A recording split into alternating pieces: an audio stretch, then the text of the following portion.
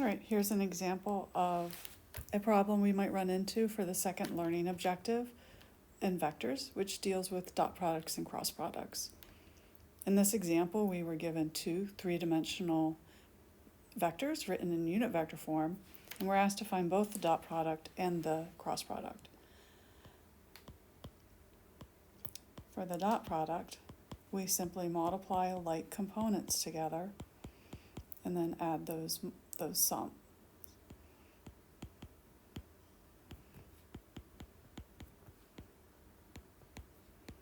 So we're taking these two together, and these two together, multiplied. So we got 5 times 3 plus minus 4.5 times 7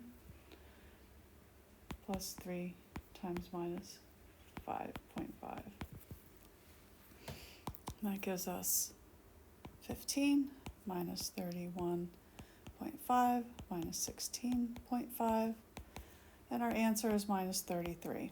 It is a scalar because the dot product gives us a scalar result. That's why it's sometimes called the scalar product. The cross product is more involved.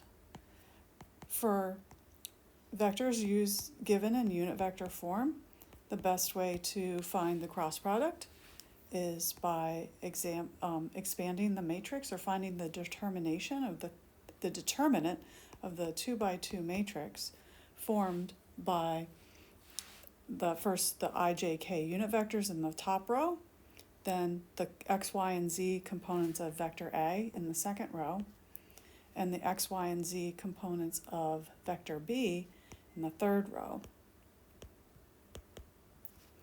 We are going to find the determinant by expanding about the top row, which remember means that we will be eliminating the row and column that each of the unit vectors falls in to give us the remaining 4 terms for our unit vector, for 2 by 2 matrix, sorry.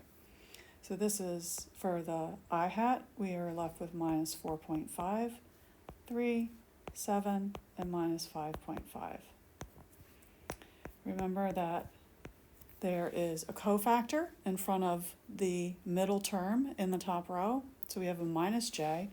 We eliminate the row and column that j hat occurs in, and we're left with 5 and 3 and 3 and minus 5.5.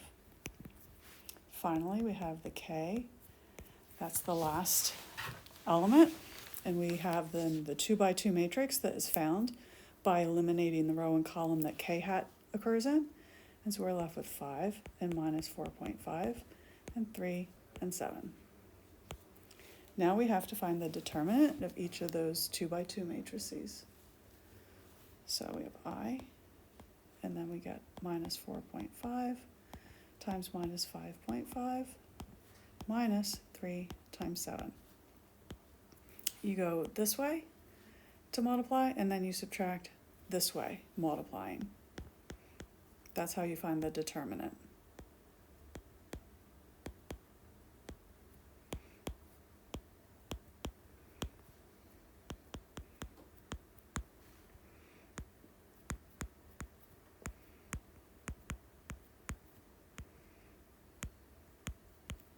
Ran out of a little room there, but I will write the terms we get by multiplying them together, and then I will add them together. So I have 24.75 minus 21 for the I hat. For the j hat term, I get minus 27.5 minus 9. And for the k hat, I get 35 plus 13.5. My final answer is for A cross B is the x component of this vector is 3.75 plus for the j component, the y component is 36.5, and then the k component is 48.5. And that makes sense, remembering that the cross product is also called the vector product, and so the answer to that cross product is a vector. And we have a 3-dimensional vector here.